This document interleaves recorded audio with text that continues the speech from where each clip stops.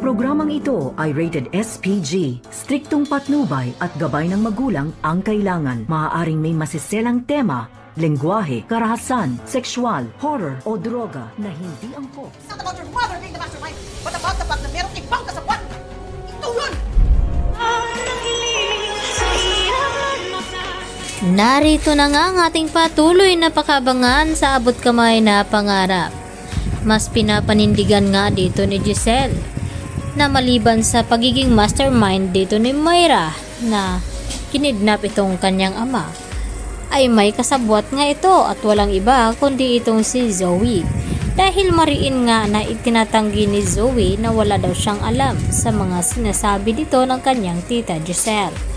At dahil malakas pa rin itong kutob at hinala ni Giselle na pinoprotektahan lamang ni Zoe ang kanyang ina, nang sa ganon ay hindi siya madamay sa kung anuman ang kasong isasampa nila dito kay Moira.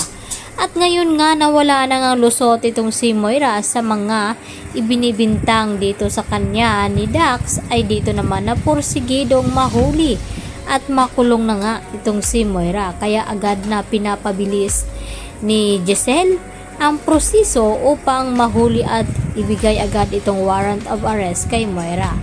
At dito naman na hindi na nga magkanda o gaga at kabado na itong si Zoe, at dahil takot nga ito na baka makulong na nga ng tuluyan ang kanyang ina. Kaya isa lamang ang naisip dito ni Zoe na lapitan at hingian ng tulong. At walang iba kundi itong kanyang tunay na ama na si Doc Carlos Benitez. At nakipagkita ito at hinausap at nagmamakaawa itong si Zoe na sana raw ay tulungan daw siya nito na hindi makulong ang kanyang ina dahil damay din daw siya at baka makulong din siya. At dito naman na sinabi ni Carlos kay Zoe na kung papayag daw itong si Moira ay tutulungan niya daw itong makatakas. At dahil sinabi ni Zoe na kapag tatakas itong kanyang ina ay mas iisipin daw nila ni RJ at Giselle na may kinalaman nga siya nito. Kaya hindi nga pumayag itong si Zoe sa inaalok nga dito ni Carlos na tulungan si Moirang makatakas. Kaya agad naman ng pagkababa itong arrest warrant ay agad na pinuntahan ng mga pulis itong tinitirahan ni Moira.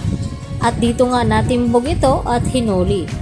At dahil dito matutuldukan na nga itong kasamaan ni Moira at tuluyan na nga siyang makulong dahil sa kanyang ginawa. Lalo pa ngayon na matibay nga itong ebidensya na hawak nila para dito kay Moira. At hanggang sa pag-iyak naman ang ginagawa ni Moira dito nga sa loob ng kulungan. At dito naman na sinasabi ni Giselle kay Zoe na wag daw munang magsaya dahil hindi pa tapos ang kanilang investigasyon tungkol dito sa mga kasabwat ni Moira. Dahil hindi nga naniniwala itong si Giselle na si Moira lamang gumawa ng ganon.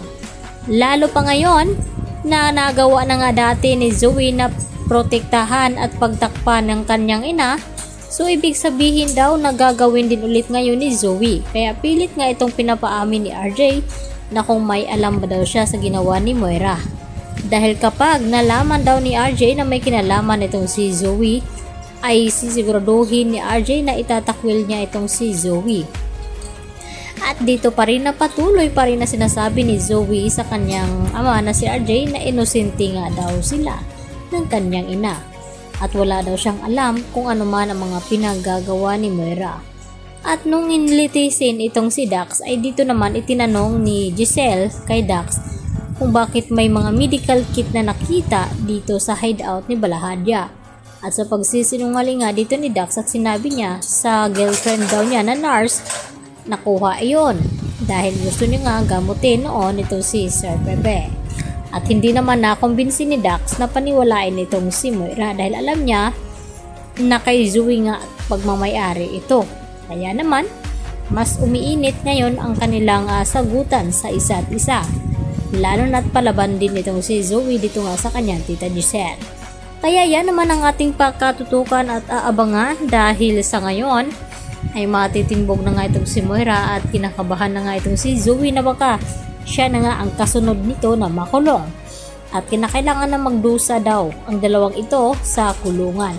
Yan naman ang mga sinasabi ni Giselle. Yan lang po at marami pong salamat sa inyong panonood. Bye-bye!